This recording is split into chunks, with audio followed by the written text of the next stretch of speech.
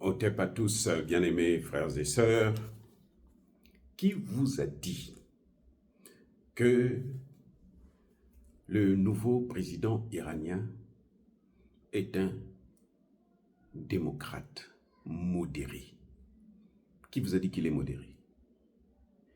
C'est-à-dire que les Occidentaux veulent toujours nous avoir à travers la communication. L'arme essentielle des Occidentaux, en fait, c'est la communication.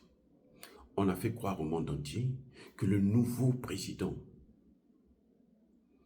Massoud Pezeshkian est un modéré. Et vous savez, quand ils font cette propagande-là, il y a des gens qui, en Iran même, votent pour eux, pour ce candidat-là, parce qu'ils ont cru ou parce qu'ils croient à la propagande occidentale. Vous voyez, ce n'est pas un modéré, ce n'est pas un dictateur, c'est un Iranien qui connaît les intérêts iraniens et il va faire quoi? Les protéger. Écoutez, l'Iran est un pays capital dans le monde. C'est un pays essentiel, c'est un pays clé en matière de développement. Ce n'est pas pour rien que les Américains s'attaquent à l'Iran. Quand Donald Trump est arrivé au pouvoir en 2016, la première chose c'était de mettre un terme aux accords de négociation sur le nucléaire iranien, parce qu'il voulait frapper l'Irak. Et Donald Trump, le plus gros crime qu'il a commis pendant sa gestion en 2016-2020, c'était d'avoir assassiné ou ordonné l'assassinat du général iranien qui s'occupait justement du nucléaire. Parce qu'il faut atteindre l'Iran. Je vais vous dire maintenant pourquoi. Bien-aimés frères et sœurs, Massoud Pezeshkian est un homme des BRICS. Vous savez que l'Iran fait partie des BRICS. L'Iran n'a aucun intérêt de se rallier, de se soumettre à la politique américaine, occidentale ou européenne. Aucun. Jusqu'à preuve de contraire. Le nouveau président iranien vient de faire une déclaration qui montre très bien la direction que le pays est en train de prendre. Quelles sont ses priorités? Le renforcement de la coopération avec les pays des BRICS et notamment avec la Chine et la Russie. Je reprends. Quelles sont les priorités du nouveau président iranien? Renforcer la coopération avec la Chine et la Russie. Ça, c'est un. Deux, imaginez quoi? Imaginez la deuxième priorité de ce nouveau gouvernement iranien. On a assassiné l'ancien président en croyant que celui qui va venir, puisque nous les Occidentaux, on a dit qu'il est modéré, donc il va faire nos quatre volontés. Non, c'est faux. Deuxième priorité de ce président, c'est de développer les relations avec l'Afrique.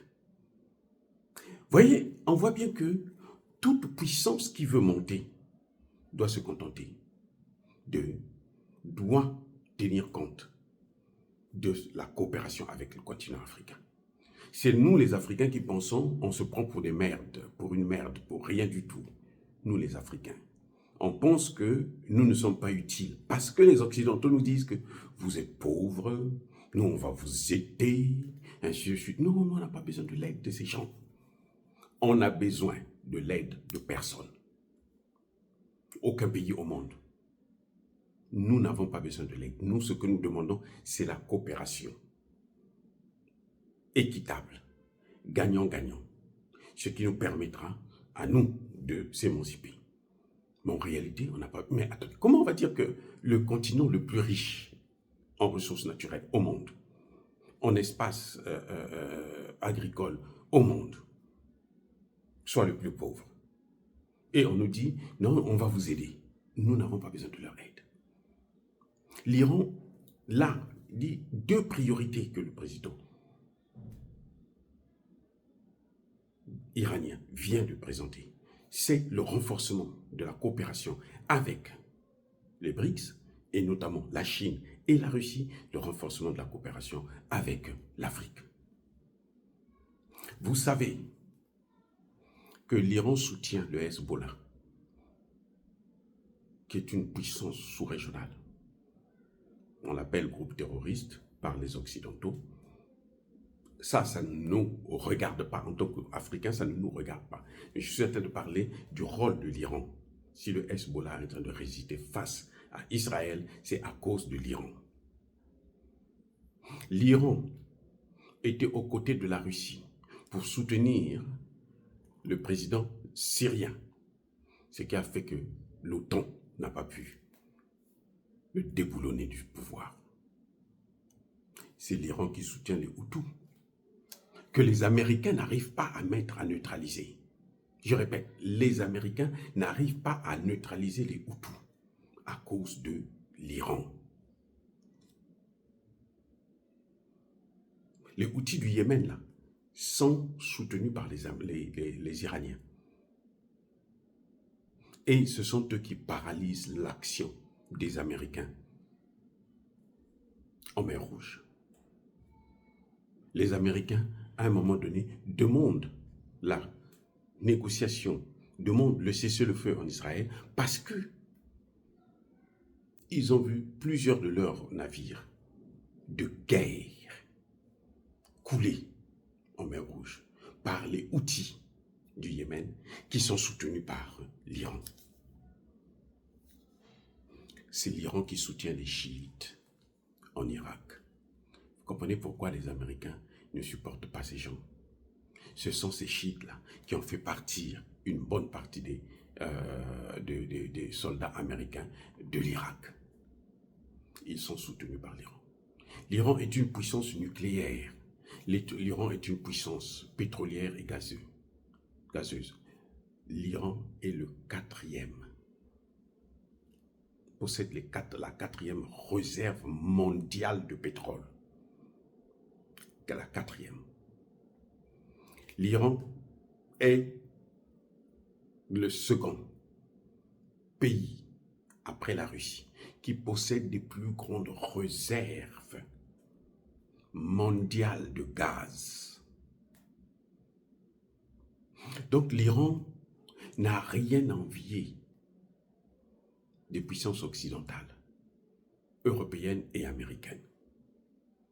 L'Iran jusque-là a eu quelques difficultés, beaucoup de difficultés d'ailleurs, mais ce peuple a été résilient, ses dirigeants ont été résilients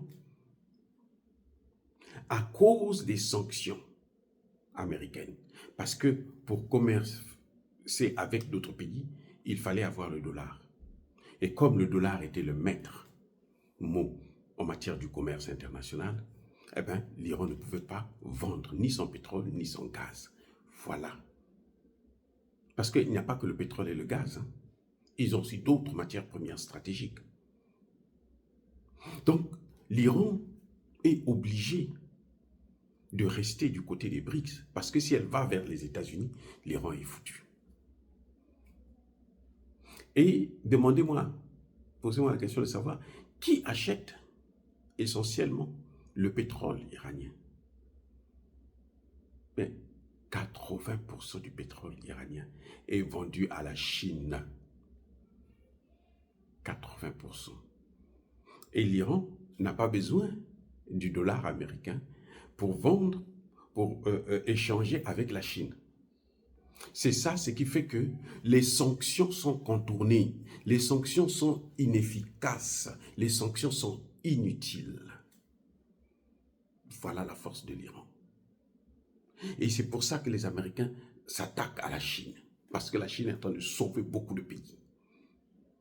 Donc nous dire que Le nouveau président iranien, c'est un modéré, il est ceci, il est cela. Ça, vous dites ça à Tshisekedi. Parce que Tshisekedi, quand il entend ça, il va dormir tranquille. Là, il a le sourire qui va jusqu'aux oreilles.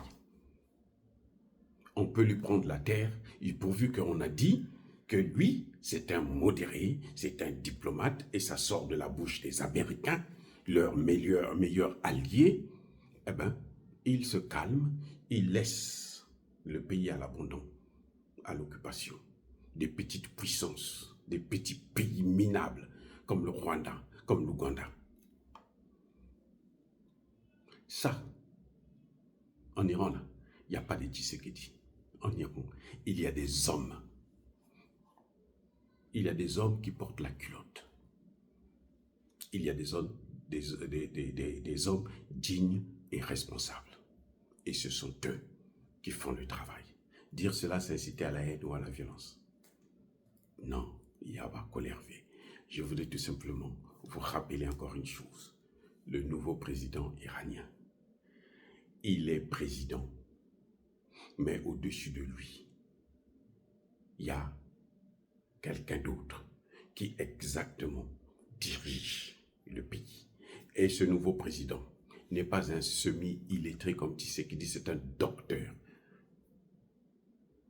en chirurgie. Il a été à plusieurs fois ministre de la Santé. Et donc, il a l'expérience des affaires économiques, des affaires politiques. Et il vient au pouvoir pour mener une nouvelle politique avec le guide, l'ayatollah. Eh oui, le guide iranien, c'est lui en fait le vrai président. Donc, tout ce que vous avez vu là, cette démocratie-là, où on change, ce jeu de chaises musicales, c'est pour rien parce que la politique est définie de l'Iran est définie par le guide. Voilà la réalité.